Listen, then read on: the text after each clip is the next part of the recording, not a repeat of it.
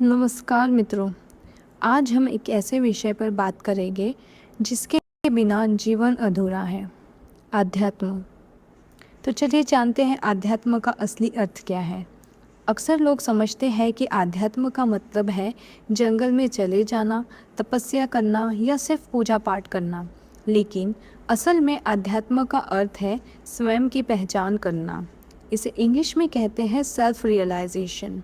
यह जानना कि हम केवल शरीर नहीं हैं, हमारे भीतर एक अनंत आत्मा है जो कभी नाश नहीं होती।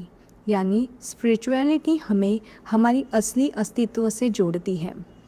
हमें आध्यात्म की ज़रूरत क्यों होती है? आज इंसान के पास सब कुछ है, पैसा, घर, गाड़ी, सुविधा, लेकिन मन की शांति नहीं है। मन हमेशा बेचैन रहता है। कभी सोचा है क्यों? क्योंकि हम मन को बाहर की दृष्टि से देख रहे हैं, भीतर की यात्रा करना भूल गए हैं। आध्यात्म की ज़रूरत इसलिए है क्योंकि यह हमें मानसिक शांति देता है। गुस्सा, ईर्ष्या, लोभ जैसी नकारात्मक भावनाओं को कम करता है। हमें मुश्किल हालात में भी संतुलित और धैर्यवान बनाता है। और सबसे अहम है, यह हमें एक जीवन का असली पर्पस समझाता है, मतलब हमारे इस जीवन का उद्देश्य क्या है। आध्यात्म हमें क्या सिखाती है? वैराग्य। वैराग्य से मतलब है डिटैचमेंट, चीज़ों से नहीं बल्कि संतुलित होकर संतुलन में जीना। कंपैशन मतलब करुणा, सब में उसी परमात्मा को देखना। आत्मनियंत्रण, अपनी इच्छाओं और भावनाओं पर काबू करना। आंतरिक शांति, बाहर की परिस्थितियों से परे एक स्थायी शांति को प्राप्त होना और उस स्थायी शांति में जीवन व्यतीत करना।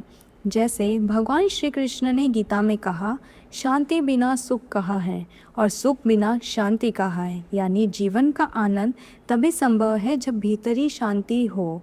इसका मतलब शांति ही हमारे जीवन का एकमात्र उद्देश्य होना चाहिए। आधुनिक जीवन और आध्यात्म। आज की दुनिया में लोग डिप्रेशन, एंजाइटी और स्ट्रेस से जूझ रहे हैं। डॉक्टर दवा दे सकते हैं, लेकिन मन की दवा सिर्फ आध्यात्म है।